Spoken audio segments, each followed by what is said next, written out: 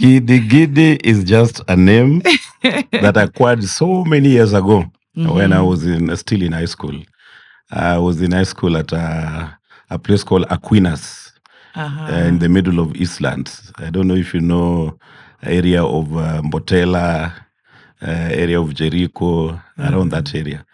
That's why I school. So when I was still in high school, that's where I started my music career.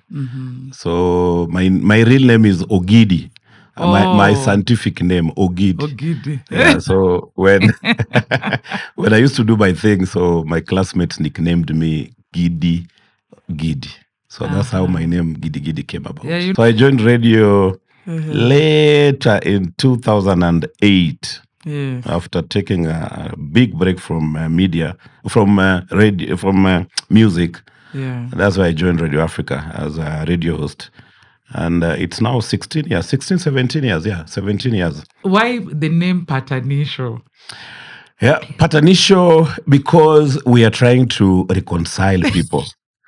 And it's not about bibi na bwana. You know, people normally assume that we are marriage counselors. We are not.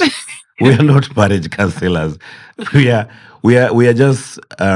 It's just a segment to spice up the show, but ensure that people wale wamekosana, they can at least start talking. Yes. Ni kama mmenuniana pale nyumbani, labda utaki kuongea na mwenzako, alafu unataka kuitisha chumvi na ujui itishe namna gani. Maybe unaangusha kijiko inalia, alafu anasema we nani ameangusha kijiko, anaanza kuongea. Now you can start talking. So Patanisho is all about bringing two people who wamekosana kidogo, they start talking. Inaweza kuwa ni bibi na bwana, inaweza kuwa wewe na boss wako, inaweza kuwa wewe na jirani, inaweza kuwa wewe na uncle, mtu yote. So it's not about marriages only. Anybody, bora mmekosana na mnataka ku spice up, mwanze kuongea na msameane. It's as simple as that. So it's an entertainment segment, but within the entertainment we are able to solve small problems, but sometimes those small problems are the ones that become bigger problems in society. People normally assume. Saa zingine mtu anasema Gidi, mimi nimechoka na huyu mwanamume. Unashinda umechoka na mwanamume namna gani? Na imagine anawacha socks kwa meza. You know such a thing to you it's like what is socks ni kitu ya nini, but to a woman it's a very serious thing.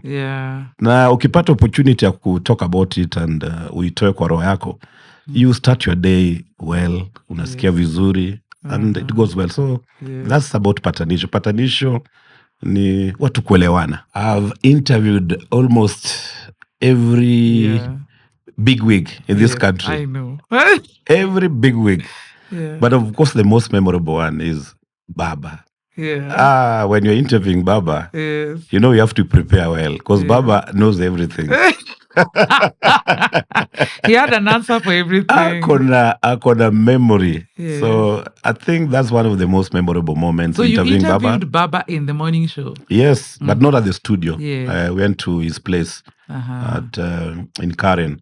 And one thing that I remember Baba with is that he could look at you and then ask you something, and then the way you answer is, it like triggers something in him, and then he tells you something that you didn't even expect. For example, he asked me, where do you come from? I told him I come from a place called Kanyamwa in Ndiwa, Homa Bay County. I said, oh, okay. There's this mzee called what? I'm like, yeah. That's my grandfather. Are you serious? Yes, because my grandfather used to be a chief, so he was well known. I didn't know that Raila knew about my grandfather. It surprised me. So it changed even the set of the interview. So you're like, sasa nitamwambia nini. But you know the good thing, I had a script, so I could stick to the script and make sure that he answered all the questions. So it was just that moment you feel comfortable that somebody knows you and you're interviewing him. Another big one is, of course, interviewing the current president, William Samoei Ruto. Wait, that's the toughest guy to interview. Oh, really? Oh. So he also went to his place, or he came to the studio? He came to the studio. The first time I interviewed him. I've interviewed him twice. he came to the studio before he Before became president. even before he became a minister. Oh, He came to okay. the studio. I still have the pictures here. I can share with you. So you have his journey. Yes, yes.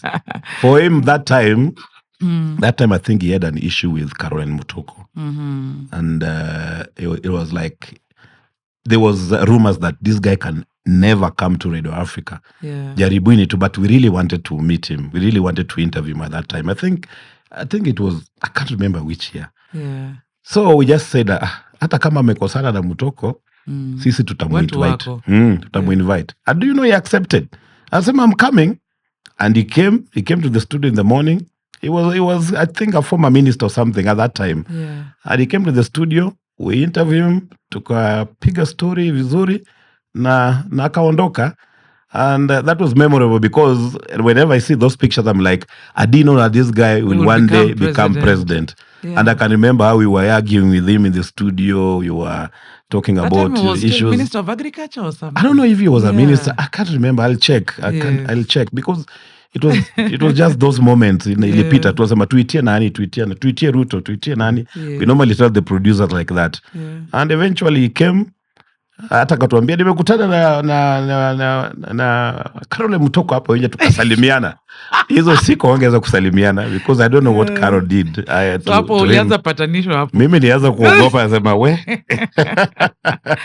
And then the second time was when he was the deputy president. That one we went to his Karen place. Yeah.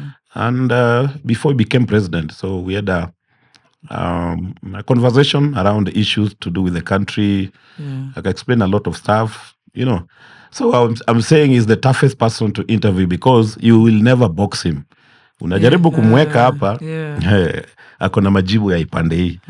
So mpaka you at some point you just give up, but he will ensure that he answer all the questions. But you'll also get to hear not the way you want, the way you want, and he'll also make sure that you hear his side of the story, which is quite good when you're interviewing politicians. They take the opportunity to also sell their agenda. I just wish my kids to be, God-fearing and align themselves to their dreams. They're the one now to dream. So and also have a better life than I went through, because I went through a tough life. Tough life, upbringing and everything. So I won't wish them to go through what probably I went through. I want them their life to be easier, and everything. So that's my wish, and my wish is also to retire peacefully, bila pressure mingi.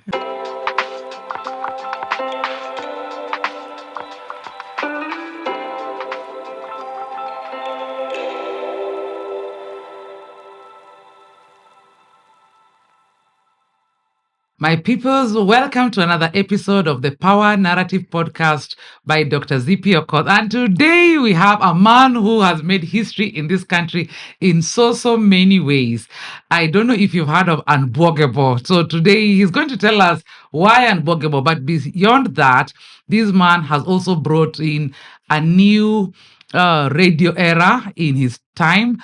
And he has brought in a different way where we interview people, where we bring the arts, and where we interview even leaders in his radio show. Karibu sana, Gidigidi. Asante sana, and thank you so much for Kwanza, before we go me there, what is Gidigidi? Who are you? Gidigidi is just a name that I acquired so many years ago when I was still in high school. I was in high school at a place called Aquinas in the middle of Eastland. I don't know if you know area of Mbotela, area of Jericho, around that area. That's why I school. So when I was still in high school, that's where I started my music career. So my real name is Ogidi. My scientific name, Gidi. Yeah, so when I used to do my thing, so my classmates nicknamed me Gidi. So that's how my name Gidigidi came about. Yeah, you know where I come from in Luo, when they say Gidigidi is like tickle. Tickle, yes. I do also tickle. So because I make you laugh. You say you're laughing. Yes, That's tickle has a lot. Yes. Yeah. It's so good to have you here. Thank you. Yeah, because you are one of the artists who have, I always say, has evolved over the years. You started as a musician, and then now you also now gone to radio, and now you have your own podcast. Yes. Tell us about your journey in this industry. It's a story that I've told so many times. In fact, anza na patanisho. Hii patanisho nataka tujue kwanza. Patanisho unajua ni ya juzi. But I started my journey as an artist, as a rapper. If you know Gidigidi Majimaji, we started rapping when we were still in high school. Many years ago, I think 1997, 98. Yes. 1998, 1997. That's when we did our first song. I know you've heard of the song Ting Badi Malo. Yeah, Ting Badi Malo. Yes. That was our first song when I was still in high school. Then later in the year 2000, we did an album called Ismarwa. Ismarwa was our first ever album. As Gidigidi Majimaji. I've seen our photos trending online where we look like tumepaka mafuta mingi kwa mwili. Yeah, that was the theme of the album that time. Then the year 2002, we did our biggest hit, Unbwogable. I know most of you know about it. And then after that, we were signed to a record label in South Africa called Gallo Records. That's the year 2003. Wow. And we did another album called Many Faces. And then after that, we decided to take a rest, but the rest has taken long. So until now, we are still resting. But after that is when I joined radio. So I joined radio later in 2008. After taking a big break from media, from radio, from music. That's why I joined Radio Africa as a radio host. And it's now 17 years, ever since. So and you've moved between stations within Radio Africa? No, I've never. I started the breakfast show. Yes. I only took a break, kidogo, did the mid-morning show, then went back to the breakfast. So I'm You're Radio the most loyal employee. Maybe I can say the most comfortable. Most comfortable. Yeah, you are a content person. Really? Yes, I can put it that way. But, also when your employer ensure that you have what you want, then why not? Just stick there. I'm not a fan of this moving around, True. You want to move from here, you go to another place, you start afresh.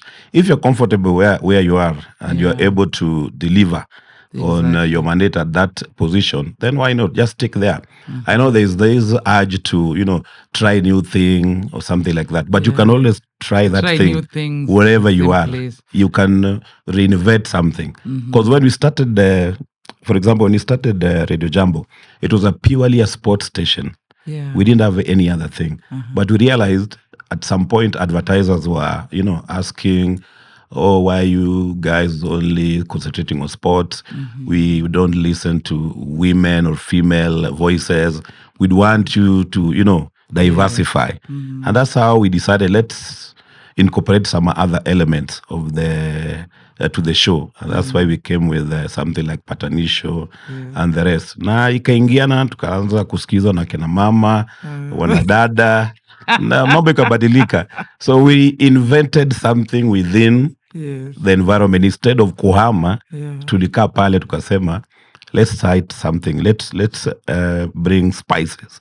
And ikashika mpaka wa leo. So far, we are one of the leading shows in the country. For the last 10 years, always number one. So I'm grateful for that. And congratulations on that. One thing I like about your show is that as much as it's talking about social issues, even relationships, it is not vulgar. And that makes it comfortable for people to listen to, and we still laugh because we're still laughing at our own stories. So why the name Patanisho? Yeah, Patanisho, because we are trying to reconcile people. And it is not about bibi na bwana. People normally assume that we are marriage counselors. We are not. We are not marriage counselors. We we are just it's just a segment to spice up the show, but ensure that people wale wamekosana, they can at least start talking. Yes. Ni kama mmenuniana pale nyumbani, labda utaki kuongea na mwenzako, alafu unataka kuitisha chumvi na ujui itishe namna gani.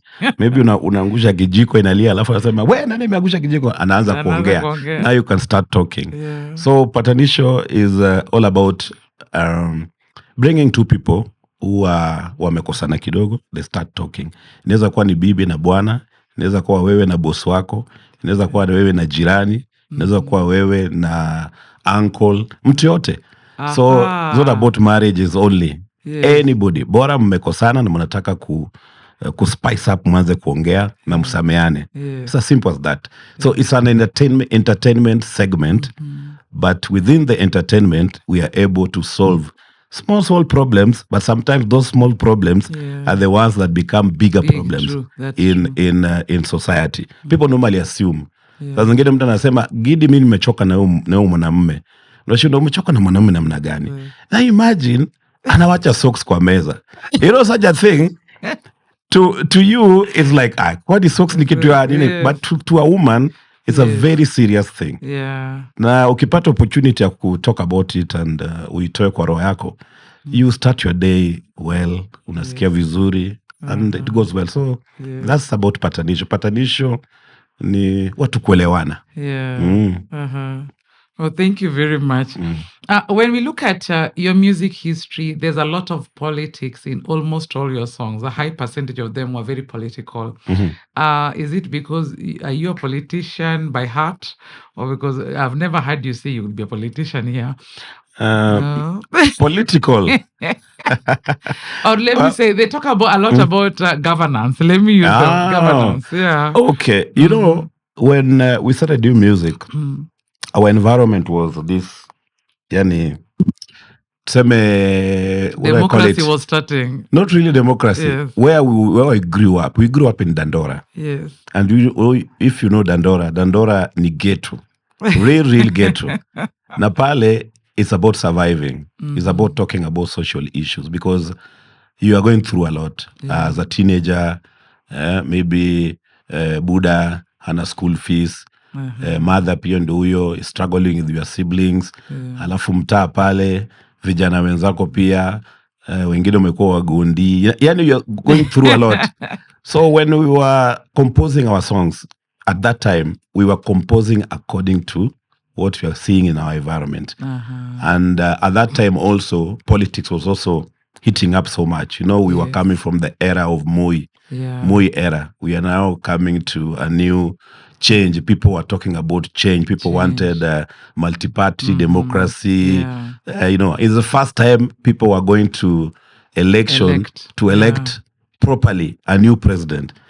So at that time, you know, with the hype of NAC at that time, Kenya is Maro. Kenya, NAC, the Rainbow Alliance, and all these politicians coming together and everything. So it provided that environment to sing about, let me say in quote, politics. Although our song initially was not meant for politics. Oh, really? No. It was just out of frustration of the things we were going through. I was in campus at that time. I was at KCA. That's where I was. And I remember one day Magic came to visit me. I was just seated at, I can't remember, you know, nowadays KCA has really changed. We were seated at some chill zone there.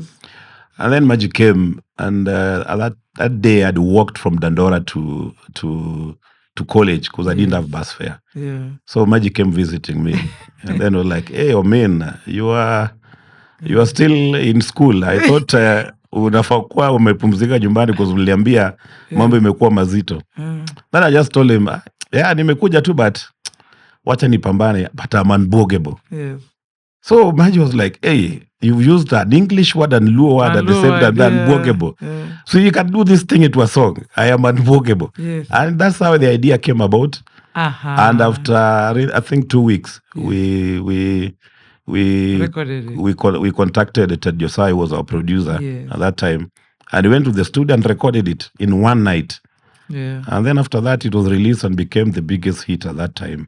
You know, so, for us who are around that time, we thought that the political party had already told you and said, do No, that song for no, us. no, no, no, no, no. Because they We really claimed the song yes, and they used it for their campaign. yes, Yeah. yes. It was after it was released, it became hit. It could big. Yeah. Is when now the politician now came in. Yeah. But initially we did not do it for politics. For politics. It was just out of frustrations of life. Unasema I am unbogable, whatever I'm going through. Yes. I am unbogable. So after we did the song, na ikashika all radio station, Kiss 100 that time, Capital, I remember.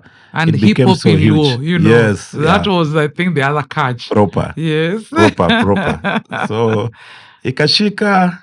And then after that is when now politicians started contacting us. Although, politicians. Every time I do an interview, people are asking me, mulilipwa pesa ngapi? Mulilipwa pesa ngapi? We were told you were paid 5 million. 5 million. And that was the rumor. Nani akupatie 5 million? Anyway, it's no longer a hidden secret. We were paid around 800,000 at that time. Yes. That is equivalent to current 5 million, I think, now. You think so? Ebu fanya your calculation. If bread was 7 bob then and now bread is, I don't know, 60 bob, then it's 10 times. Maybe. Although also, and this will always mention, the other side of the divide, of the political divide at that time, also attempted to diffuse the hype around the song, because the song had become so big. Yeah. So KANU guys contacted us at that time. KANU was now the government. Yeah. So they contacted us. They brought some agents to try to make us change the song so that it suits the ruling party. Yeah. But the song had become so big, it was hard to we change. couldn't even dare do that, because hata tungechomewa manyumba at that time. So we listened to them. So many consideration, but hiyo pesa ilikuwa mingi mpaka saa hii nasema si tungeichukua tu, lakini at the same time nasema at that time ingekuwa inge backfire on us, because the Kenyans had already adopted the song Unbwogable, and everybody wanted change. Everyone was singing about, and people wanted change. The rainbow movement at that time was so huge that I don't think we could have come out and say, that song, we were just joking. Now we are KANU. We are KANU damu. Tungetolewa mbio. Tungetolewa mbio. You could have become Bwogod. Tungebwogoiwa sasa vizuri. But all went well. It opened doors for us. It opened doors because I think 2 years after that is when we got a huge recording deal in South Africa. Yes. And it was out of the Unbwogable fame. And we went there, recorded a whole album. And quite a lot. We did tours. We traveled all over the world. We did tours in America. We did tours in Europe. We did tours all over Africa. And it was a big opening. And Unbwogable opened the door for us. Our first, biggest hip hop Kenyan artists. Yes, international. Actually, even when we were signed in South Africa, the brief was that there is a big movement of music that is coming up at that time. Yes, but around urban music. Because before. African hip hop. Before music was Afro fusion. Akina Miriam Makeba, Akina Brenda Fassie, Lucky Dube, and the rest. And coincidentally, all of them were also part of Gallo Records. So when we sat with the executive, they're telling us, you know what? You are the future. Yes. We are the future. There's Afro pop that is coming up. MTV is coming to Africa. So we are signing young people like you guys so that we prepare. And years later is when now we are realizing what these people were telling us. You see what has happened with Afrobeat. That's our Afrobeat. That's the journey of Afrobeat. And now Afrobeat is taking over the world. So it started from those moments. And we are proud as some of the people who opened the door to now the big thing in the world right now. Yes. How did music open for you avenues to other areas of your career?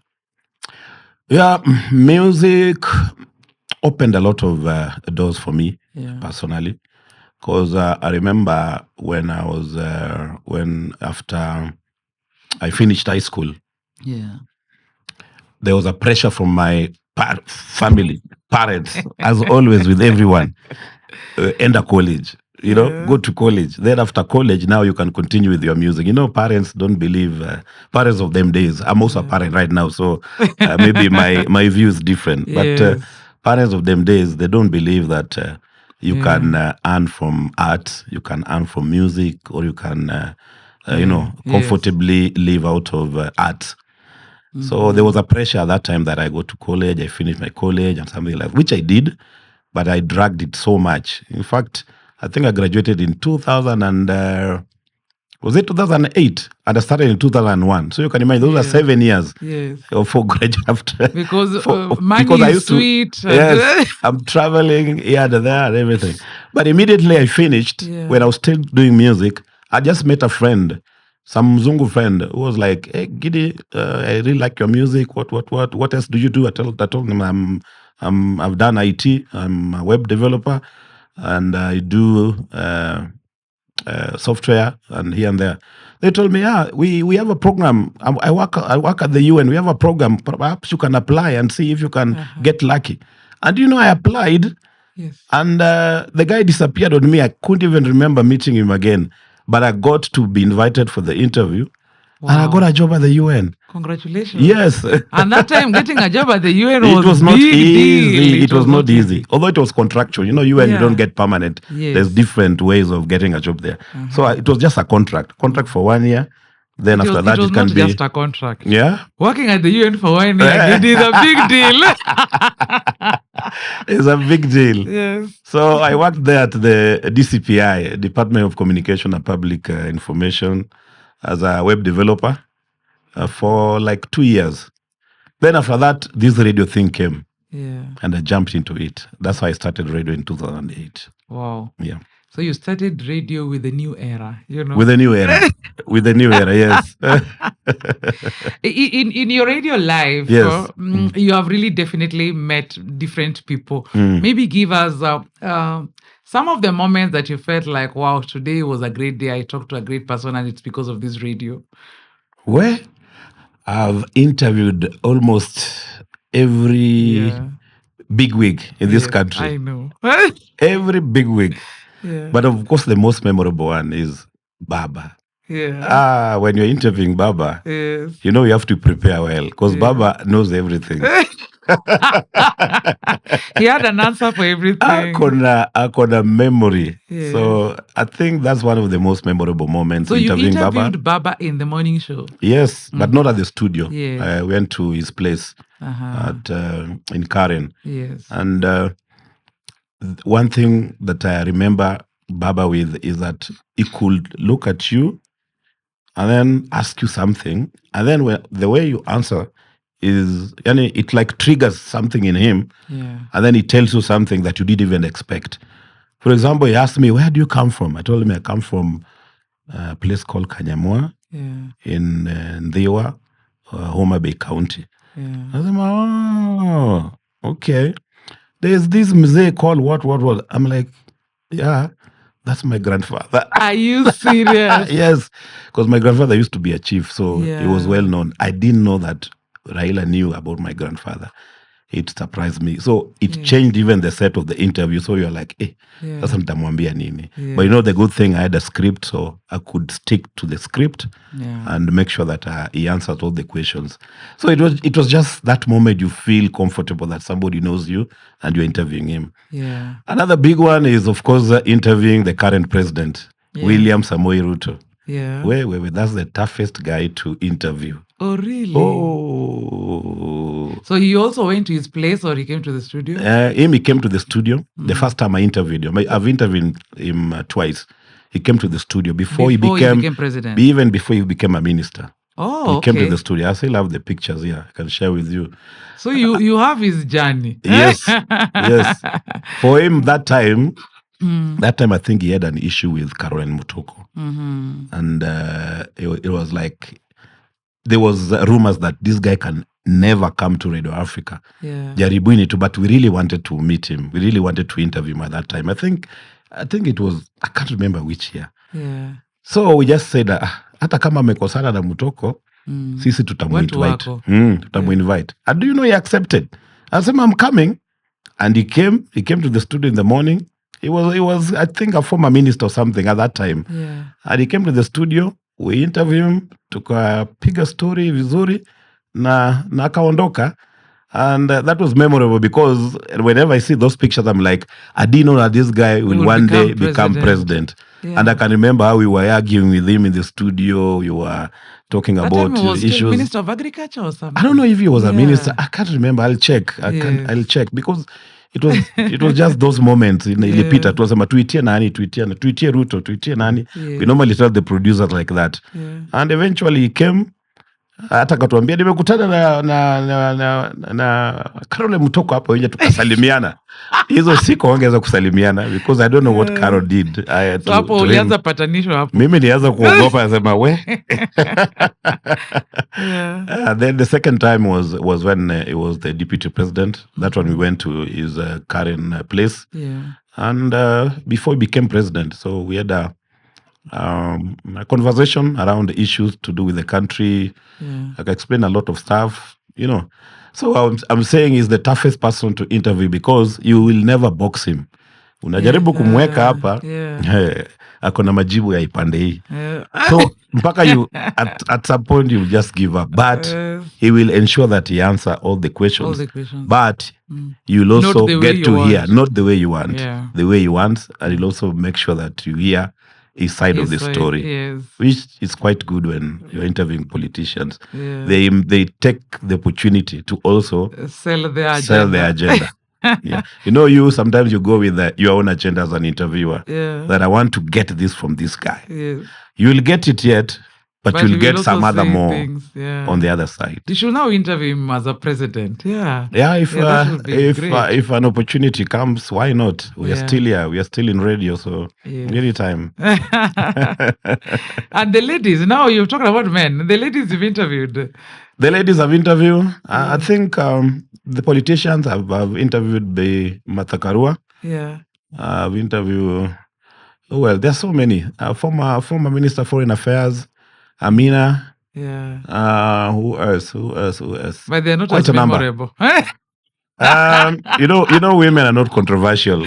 Then they come, they sell their agenda. Wanaume ndio controversial. Hao ndio wanatoa the juice part of the interview. The ladies normally just come, they present their agenda. Na wanamaliza. People always feel like you and Ghost are like brothers. Like how you people gelled. It's like preempted dialogue. Tell us, how did you meet Ghost? How did you start working together? Ghost Mule. I met Ghost Mule. I met Ghost Mule just before joining Radio Jambo. Back in 2008. I think it was immediately after post-election violence of 2007. You remember? Then after that, there was still this push and shove around bringing the country together. So there were quite a number of activities happening. You know, people were doing concerts. People were doing workshops on how to, bring people together, something like that. So there's some friend of mine who organized a climbing Mount Kenya as part of the peace. Peace strategy initiative, talking about peace and everything. So when I went for that climb, I met Ghost Mule. Of course, I knew Ghost was a coach, an Harambee Stars coach. So I met him, tukaongea, nini. We became closer. Then, coincidentally, that's the same time that Radio Jambo was being conceptualized. And after it was first launched, it was Ghost Mule, Carol Radul, and Beden Otieno, who were the breakfast show, initial breakfast show host. So they did for I think 6 months. Then one day, I met Carol and Radul at City Stadium. I went to watch Gor Mahia. Then we started arguing about Arsenal at that point at City Stadium. We are both fans of Arsenal. So we were arguing.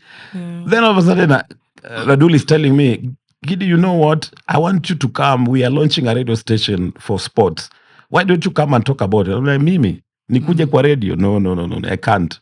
Mimi niko UN, mimi nafanya kazi bwana. You know how you say, I work for the UN bwana. Look at my card. Look at card. Radul insisted. Akaniambia, you just come, we try. We can even do over the weekend, because weekend you're not working. Akasema, let me try it. So I went for the audition. And then immediately Carol told me, you have a show on Saturdays. Wow. Yeah. Just like that. Well, the next Saturday I started working at Radio Africa, but for the weekend, because I didn't want to interfere with your work. Yeah, with my work at the UN. With a direct line extension. And discounted prices. Yes, the commissary. So you can imagine. But after like a few months, because I was also looking at my UN job, it is a contract, and you're not guaranteed that it's going to be renewed. So when Radul persisted, I told myself, why can't I try this thing? Because I know I can still do my IT stuff on the side, because it's about software development and web development. Those that you can do on this. You can always get a gig. You just need your laptop and everything. So eventually nikaingia na box. Radul akanipeleka kwa Patrick wako. Nikaongea. Now imagine that's how I started working at Radio Jambo. Wow. Or Radio Africa. Yes. So that is how you are coupled with Ghost Mule. Yeah. Now coming to Ghost Mule, that's where now I met Ghost. Then I'm like, Ghost, you're working here. Yeah.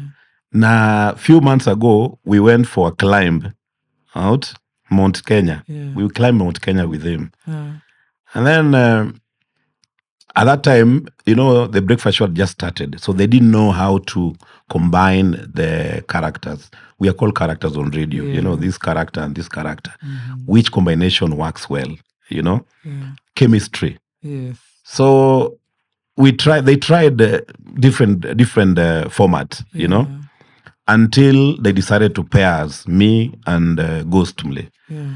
So once they did that, they tried it for like 1 or 2 weeks. Yeah. It was magical. Yani tuliingiana tu tunajiuliza hawa jamaa wameingiana kivipi. And a jackpot in radio is when you have a chemistry between two people. You can you can bring all kind of people. We tried. That Keneri Komondi were part of the trial. Someday you'll ask him that. Gali Torok at some point. That's a story for another day. So we tried everything. And myself and Ghost were paired. And it worked. And majorly because, Ghost is this humble guy. Mimi, I'm the loud one, So, but when you guys are together, we can't see who is the loud one or who is the humble you'll one. Definitely see. No, as we just feel the stories are gelling and big laughter. Yes. And then probably because of our background. Sisi wote tumelelewa Nairobi. We are born in Nairobi. Yes. I grew up in Dandora. Ghost grew up in what do you call it? Okongo. Makongeni. Ololo. So ni watu wa mtaa. So hiyo mambo ya mtaa ndio ilifanya tukadini pamoja. Tukaelewana. Na story pia zikashika. Then the things we talk about are the things that everyone who listen to us understand. Things that you've gone through. Atufichi kitu na atujifanyi. Ati sisi ni mayoyo ama nini. Sisi ni watu wa mtaa. And what you hear is what you get. Yeah. I think maybe now it makes it easy for me to understand why your Kiswahili is so good, because if you had grown up in Homa Bay. Yeah, they normally say that Kiswahili would not have been. But I don't know why people say people from Homa Bay don't speak good Swahili. I know quite a number of good Swahili speakers. Really? Yes. What Homa Bay we speak good Swahili. Who grew up there? Who grew up in Homa Bay? Maybe they are akina Binwala, sije kama ushasikia Binwala? Hao ni Mswahili kutoka Kabuoche. Really? Wala Binwala? Yes.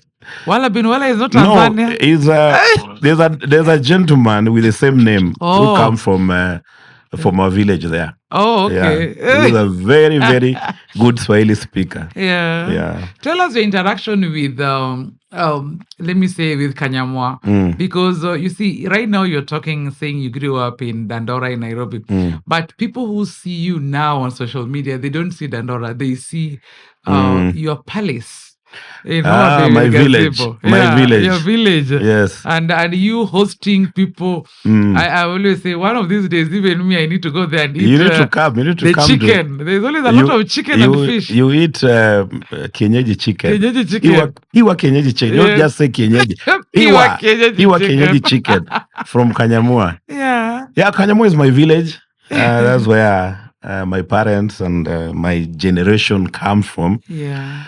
And I've invested quite a bit there. Nimejenga nyumba yangu hapo and gazebo, the way you're talking about, and I always find it peaceful over the weekend when I'm there. So I normally make sure at least in a month, one weekend, I go to the village and relax. It's so calming and relaxing and connecting with the village.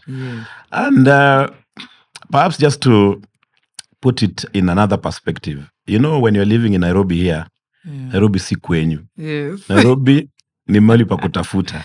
And I think it's out of experience, the things I've gone through in this Nairobi, that I thought of, I need to put something. And the best place to put something is in the village. There's a time I lost all kind of incomes, when you're doing music. Nikajipata sina mali pa kuenda. I can't go back to my mom's house in Dandora, because Dandora pale ni room mbili. Room yake na bwanake, yani nyumba ya baba na mama. Alafu ingine my sisters, my siblings. Mimi nishakuwa mkubwa, ma teenager. Nafanya music yangu, lakini kuna zingine pia inakwama. So nikajipata rent nimeshindwa kulipa. Nashinda sasa nitafanya nini? Nikabeba vitu nikapeleka kwa rafiki yangu. Huyo rafiki yangu the following day vitu zikaibiwa zote.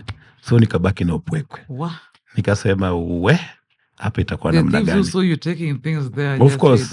Wanaona ukiama mchana. Ukibeba vitu kwa mkokoteni. Ilikuwa mkokoteni. Unabeba mkokoteni, uko na kakitanda kako na mattress na vitu za sufuria hapa na pale. Wanakuona tu wasema, Gidi anahama leo. Okay. Unazipeleka huko jioni, unapata zimeenda. And then that was one incident. The other incident is when I am later in life, sorry. When I moved to Langata. I was staying in Langata that time. Na hizo siku nilikuwa na stay na mrembo mwingine. Huyo mrembo ilikuwa tumuane. Kitambo sana. Sasa siku moja tukakosana huyo mrembo. We. Alafu I made a mistake. People make mistake in life. And wanaume usiwahi jaribu hii mistake tena. Hiyo karatasi hiyo contract. Ya agreement ya rent. Iliandikwa kwa jina ya dem. Kwa sababu yeye ndiye alikuwa na anatafuta employment. No, yeye ndiye akona employment. Sheria ilikuwa the one who is employed. Me, I'm not employed. Me na hustle. But of course, the landlords insist on the person who's employed. They insist on that. How do they insist know? on that? No, see, wanauliza, the person, you must be employed for you to get that house. Lazima uwe umeajiriwa. That was the because it was a very beautiful house. So mwenye ameajiriwa ndio contract andiko kwa jina yake. Na mimi ni msanii na mimi ndo nalipa rent. Na wewe ndo nalipa rent. Sasa ikafika mahali mmekosana. Sasa inabaki mnapanga. Sasa inakuwa namna gani? Mwanamke karuka, mimi kama umeshindwa kulipa mimi nitalipa, lakini sasa ibidi wewe ujipange, kwa sababu si niko kwa nyumba yangu. Nyumba iko kwa jina langu. Mimi sitoki. Wewe jipange. Kama umeshindwa I'm the one paying rent, lakini nimelemewa. So nataka tutoke. Akakwama yeye atoki, mimi nitalipa, cause alikuwa ana earn. Hapo nikajipata we.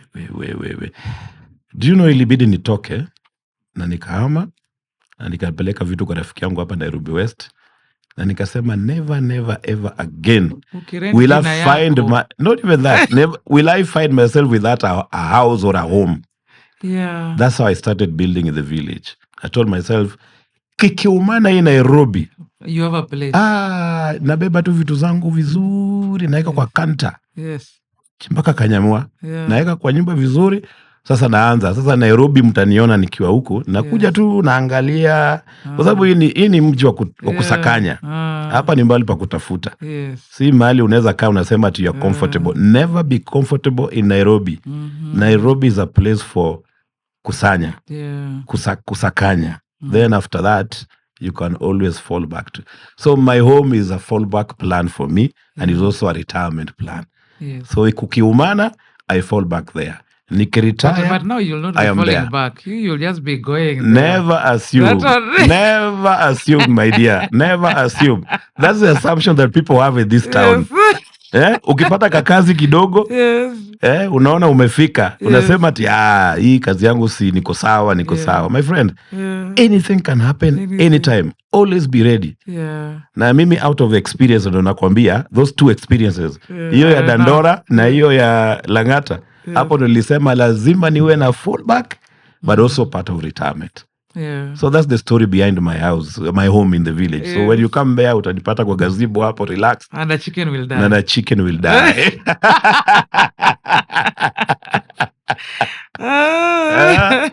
Yes. Oh, you have very, very interesting stories. There's so many. Yeah. You know, when you're talking about that, I'm just thinking of maybe just out of your own perception. A lot of people nowadays don't really believe in building. People like buying apartment houses, especially here in the city. What is your perception about buying apartments? We say you are owning land in the Hewa or building. I'll prefer apartment. Apartment is more practical, especially if you are aged. Yeah. Unajua sisi we are approaching our 50s. Yes. And maybe some people already reached 60. Yeah. Something like that. If you're already at that age where you've already educated your kids, they are still going to school. You need community. Yeah, you need a place where you can interact with people and everything. Hii mambo ya kujenga Karen ni watu washaiba. Yeah.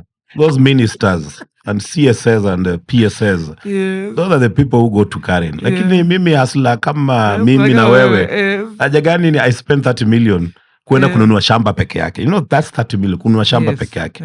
Alafu kujenga depend on the house you want. You'll spend another 20 million, that's 50 million. Umeka tu pale Karen. That's a lot of money. Enda pa Kilimani, wherever, get a 3-bedroom. A 3-bedroom unaweza pata na 15, 20 mics. Na malipo ya polepole. Na unalipa polepole, unaishi vizuri.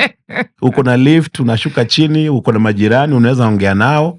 Sasa wewe unang'ang'ana na watu wanaiba, hao ndio wanaweza afford huko Makaren na building.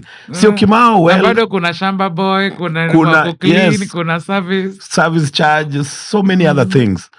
So afadhali just get an apartment, ishi tu vizuri maisha yako, but also have something in the village if you have a village, so that you can always town shags, something like that. So I would not encourage anyone of my age or even older to go look for a shamba to build. I'd rather just get an apartment up in Nairobi. But it also depends on your where you're looking at where you're looking at things. But me, I'd rather just get an apartment. So but that is coming from a man who has built, No, who has gone through life. Or who has gone through life. Yes. Gidi, now your name is a half of a phrase, like Gidigidi, but there's Maji. So you grew up together with Maji because it comes a lot in your history, and then he's also now in a radio station. Yeah. Coincidence. Yeah, it's coincidence. Maji, I met Maji at a talent show. In Nairobi. At that time, I don't know if you remember Florida 2000. Florida 2000 ilikuwa hapa katikati ya town. So we used to go for a club. No, not that one. That one was this other side of town. Hii Florida ilikuwa karibu na Kenya Cinema. Oh, okay. Florida. So every Sunday, as young people, we used to go there for jam session. Kulikuwa na jam session. Na kwa hii jam session kulikuwa pia na competition. Rapping competition, singing competition. So I remember towards the end of that competition, we had so many artists from different parts of Nairobi, and some were coming from Kisumu. Nairobi, we had people like Akina Red Sun at that time, One Two Moja. There was so many other artists. And then Majimaji was a group. They had come from Kisumu. So coincidentally, they were also rapping in Dholuo like me. I was rapping in Dholuo. And the Majimaji group was also rapping in Dholuo. So when we went for that talent search, I emerged as one of the winners. There were different categories. I emerged as one of the winners. Then coincidentally, there were 3 guys in the crowd who had come to look for talent for recording. One of them was Ted Josiah. Another one was David Morezi. And then another one was Mike Rabba of Homeboys, now the owner of Homeboys. There were 3 guys. They had just set up a studio, Audio Vault. So they were looking for artists, to record so that they promote the studio and everything. And that's why they saw us. And then it happened that Majimaji group, they did not travel, all of them. Only the current Majimaji, Julius Owino. So he was alone. He was alone carrying the name Majimaji. So he also rapped at that thing, although he didn't win, but he was one of the participants. So after that, Ted Josiah and even Muredi told us, you know what, you guys, why can't you form a duo? Because both of you are rapping in Dholuo. And then that is how we exchange contacts. Then the following day, we were called to the studio. We went to the studio along Lelana Road. And we started recording. And that's how we recorded Tingbadi Malo as a rap song, as Gidigidi, Majimaji. So Majimaji it took away the name of the group and it became one. So Majimaji was a group, but now he took it like he's the Majimaji. And did the group survive? No, after that, everyone went their own way. Ilikuwa ni kuhustle tu. Ilikuwa ni kuhustle tu. So when Majimaji alipenya na group akajiita Majimaji, he remained. So with mine was Gidigidi. So it became Gidigidi Majimaji. Tukagido watu na tukamaji watu mpaka wa leo. That's the story behind Gidigidi Majimaji. In your music videos, the one that I still remember, still Unbwogable. I always wonder, why did you guys use the mouth and cat's mouth? Oh, Hiyo video, that Unbwogable video. Kuna story nyingi sana. It's so funny. One of my kids really loved it. Then there's one who, when she was around 2-3 years, anytime that song came, so the other one likes it, but when the other one puts it, this one screams and is very scared. So at that time, we didn't have a professional video production in this country. Actually, it was one of the first songs I remember at that time that we could at least do a video around. It was the first song that we could produce using a video, something like that. And the video was sponsored by Allianz. Allianz Francais. And one of the guys who was the producer was Gado. I know Gado. Gado, the cartoonist. So he's the one who came up with that idea. But for us, we were like, since we were being sponsored, we didn't have so much say. Just do it. We just wanted you guys have put your creative mind behind it. Then baadaye, they did it, ikatoka, and we just left it like that. Although we could have done it better. At some point, we even thought of doing a remix of the video. Because, after the song was released, it became more political. So people expected, something political rallies, But Gado had his own ideas. But I think even the video in itself feels very political. Because, it's about politicians speaking. We are seeing mouths. But there's no politician there. So tunadandia matatu. But unaona chorus. You see the way politicians wanapiga mdomo. Alafu kwa video tunaona mdomo. Figuratively. Yes, figuratively. So politically for us, we could be like, there's all these mouths in the video here might be representing something. But we really appreciate Allianz. You guys really promoted us at that time. Allianz has always been at the forefront of promoting local music and art, and we really appreciate. At that time, we didn't even have any option. So when they came through, we did the video, and at least the video is still being beamed until today. That's almost like 23 years later. It's still there. So we appreciate that. It's big. It's big. Yeah. And so maybe thanks to Gado because he did something timeless. Because if he could have put politicians right now, it could have been a different story. Oh, now this part is interesting for me because as a father, we always you always have dreams, and you're a father of girls. Or what is your dream for yourself and maybe just for the world? Yeah. In my late 40s, you're asking me for a dream. I've already. Yes. You know, if you live to 100, if you live to 100, for me, I don't think I'm into dreams. Yeah, but what's next? Maybe wishes. Okay. Yeah. What are your wishes? I just wish my kids to be, God-fearing and align themselves to their dreams. They're the one now to dream. So and also have a better life than I went through, because I went through a tough life, tough life, upbringing and everything. So I won't wish them to go through what probably I went through. I want them their life to be easier, and everything. So that's my wish, and my wish is also to retire peacefully. Bila pressure mingi. Ndio najua magonjwa pressure zitakuwa, lakini nataka you might not get it kama if it's not there right now. No, huwezi kuepa hayo. In old age, you can't kuepa. So it's just my wish so that I retire peacefully, maybe in the next 10 or whatever years. And then also it's also my wish for people to get inspired with our journey or my journey, because not many people come from the background that we come from and do something in their lives that impact on society and impact on the entire country. I normally tell people, in my lifetime, my life is divided into two. The first part is Unbwogable. The second part is Patanisho. And all this part of my life has influenced or impacted community. Unbwogable, the music part. The Patanisho, the radio part. So it is the two parts of my life that has really impacted the entire generation of society.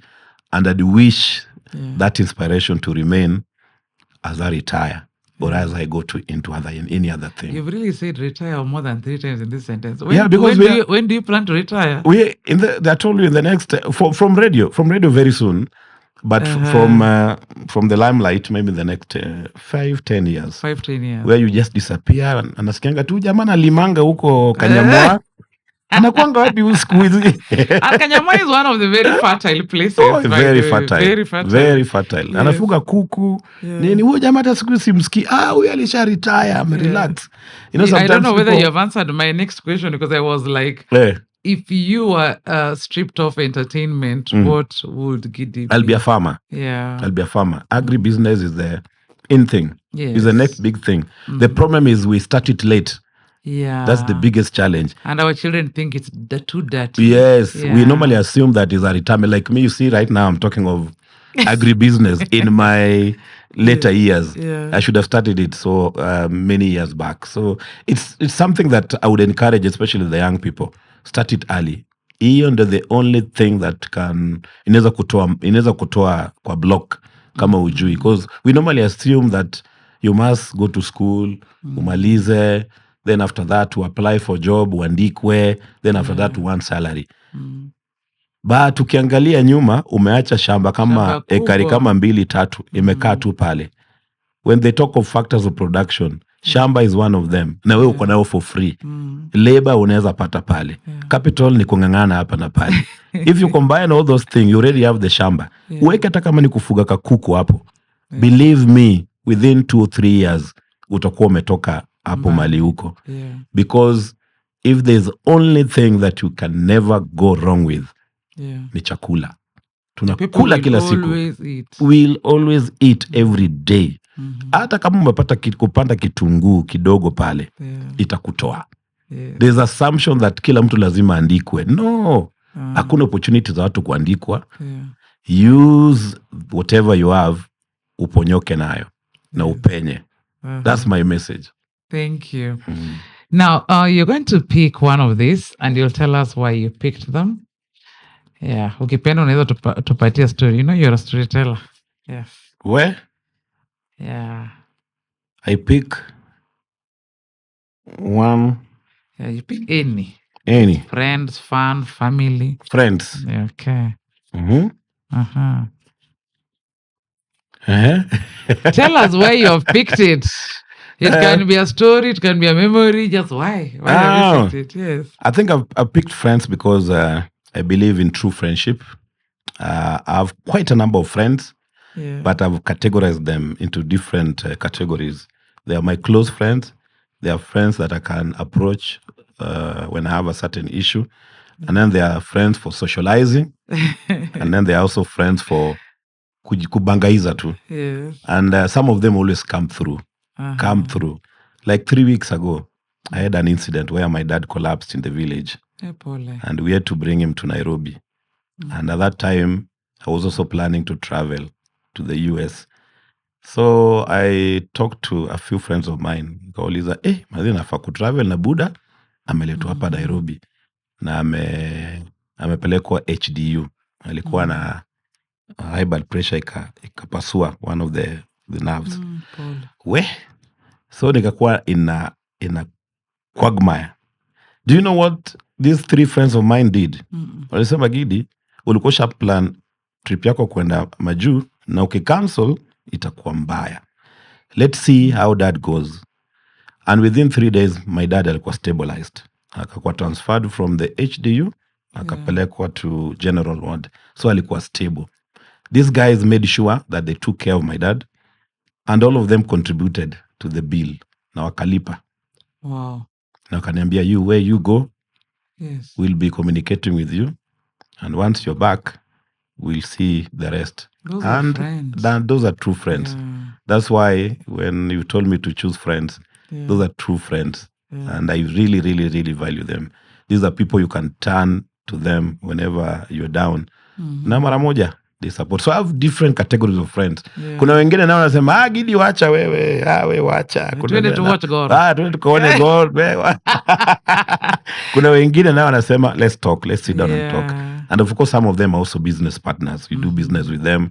So they understand. So there's a different level of appreciating friendship. So I appreciate all my friends, but appreciate my closest friends more. Yeah. Yes. Oh, that's nice. Thank you. Gidi, even before we close the show, I'd like you to maybe just share with us as a person, as an individual, you are having a show about football. Do you play football, first of all? I don't play football, but I played football when I was young. Oh, I was a goalkeeper. Yeah, I was a goalkeeper. So, what is your relationship with Gor Mahia? You've talked about it, right? Gor Mahia is my village mate. Gor Mahia comes from a village called Kanyamwa, where I also come from. So I have the closest association with Gor Mahia. And Gor Mahia, the team, is one of my teams, football teams, apart from Arsenal, because I normally talk a lot about Arsenal. And I remember back days, in the year 2010, myself and a group of other media personalities then, we decided to make Gor Mahia great again. And I remember that time, there were no these replica jerseys. People were not going to the stadium. It was through our initiative with a number of Gor Mahia loving journalists kama kina Michael Kinyi, George Bwana, Tom Bwana, and the rest of the guys. We came together and had a strategy on how to push young people to start going to the stadium to support Gor Mahia. And that initiative Which grew. year was that? 2010. Around 2010. Around 2009, from 2008, 9, 10 there. 2010 was the peak because that's where now Gor Mahia was going to start now, winning titles and everything. And I remember we even started a Facebook page Yeah. You know, when Gor Facebook Mahia was fans. starting, Gor Mahia FC. Yeah. That's where all Gor Mahia fans used to converge into. I was the admin. They used to call me One Wall. The owner of the wall. Ukitoa mtu arudi. Arudi tena. And that's where even the concept of branches started. Because after that, we started forming branches like Facebook branch and other branches, depending on where you come from. So it spread out, and we came out of the digital platform now to the physical. Watu wa Umoja, watu wa Dandora, watu wa Lang'ata, wakaform their own branches. And it grew. And I remember also replica jersey. We are the ones who went to China and brought the first replica jersey. Never seen in the country before. People were like, hey, kumbe hata local teams can have jerseys. Yes. And then after that, it grew. AFC pia ikakuja to the league. By that time, AFC was not in the league.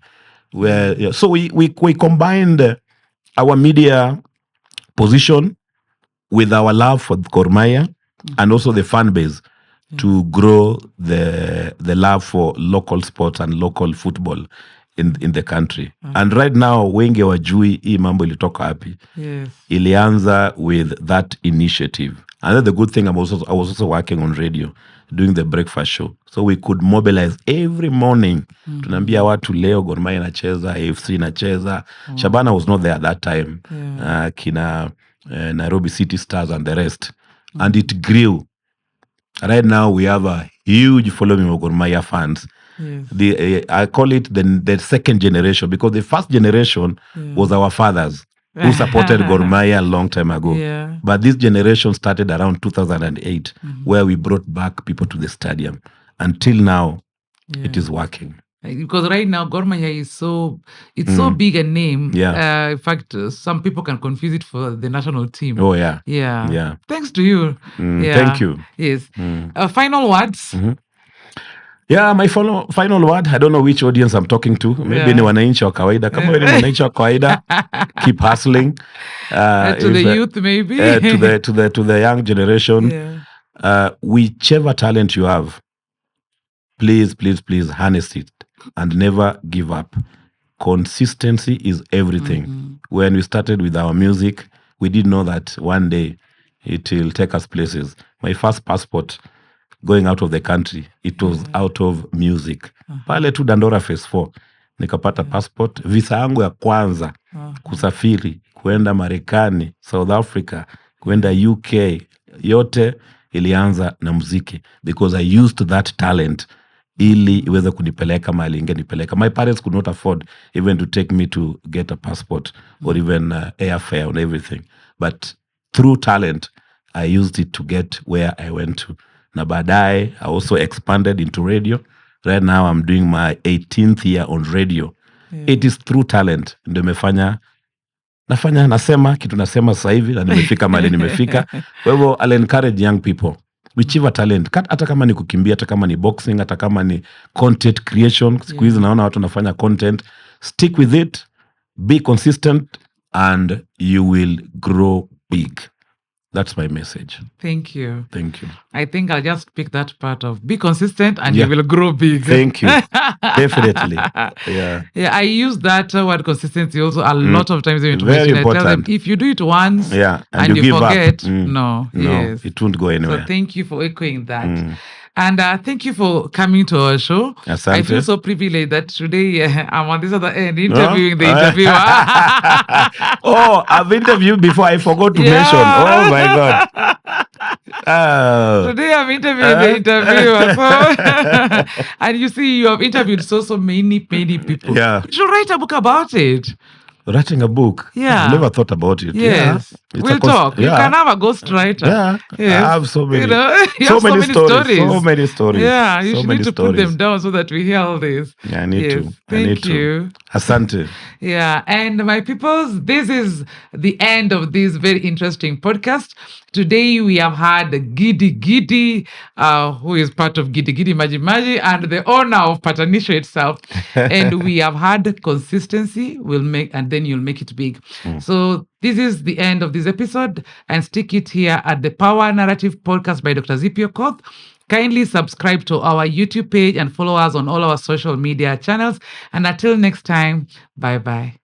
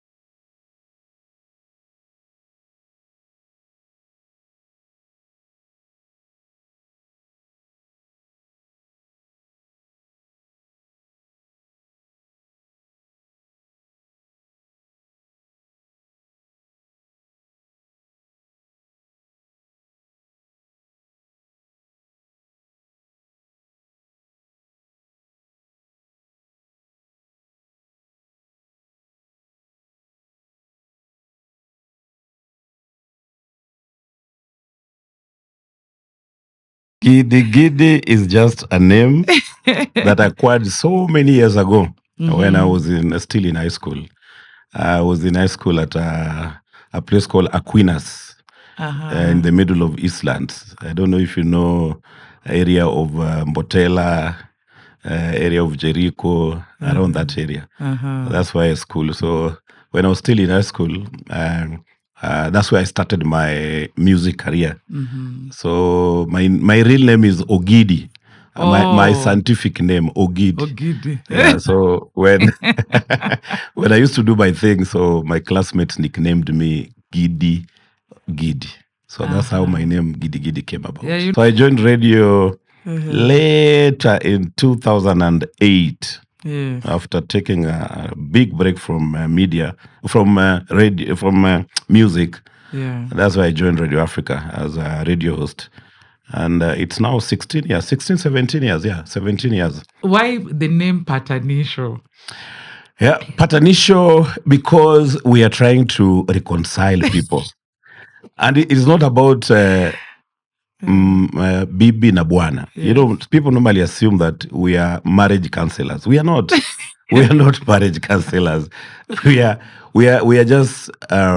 It's just a segment to spice up the show, but ensure that people wale wamekosana, they can at least start talking. Yes. Ni kama mmenuniana pale nyumbani, labda utaki kuongea na mwenzako, alafu unataka kuitisha chumvi na ujui itishe namna gani.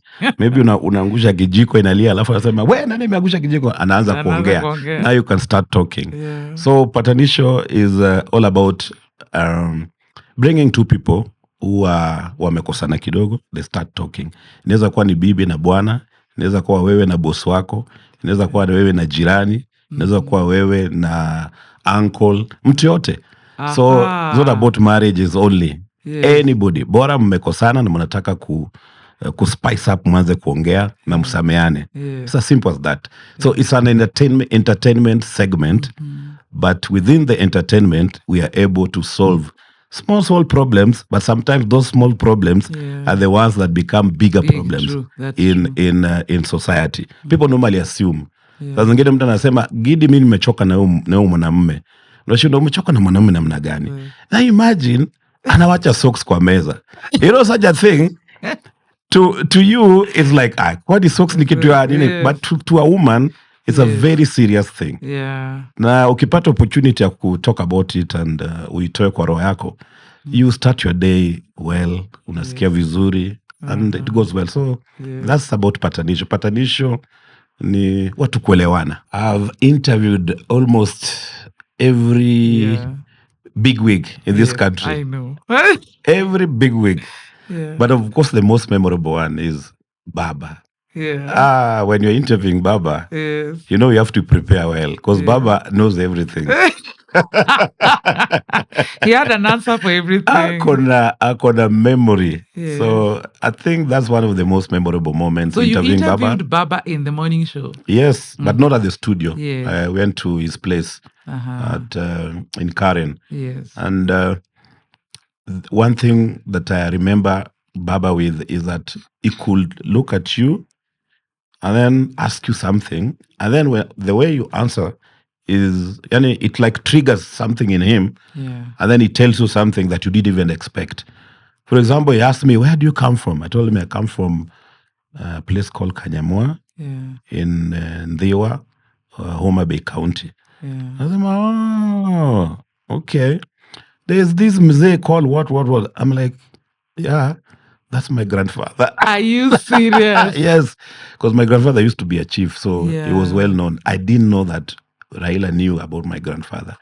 It surprised me. So it changed even the set of the interview. So you're like, sasa nitamwambia nini? But the good thing, I had a script, so I could stick to the script and make sure that he answered all the questions. So it was just that moment you feel comfortable that somebody knows you and you're interviewing him.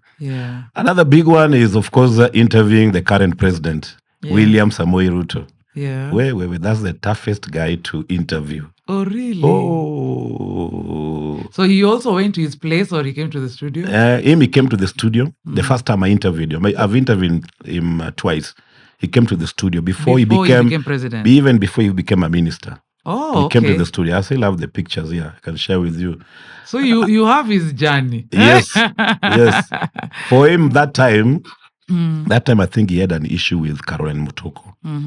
And it was like, there was rumors that this guy can never come to Radio Africa. Jaribuni too, but we really wanted to meet him. We really wanted to interview him at that time. I think it was, I can't remember which year.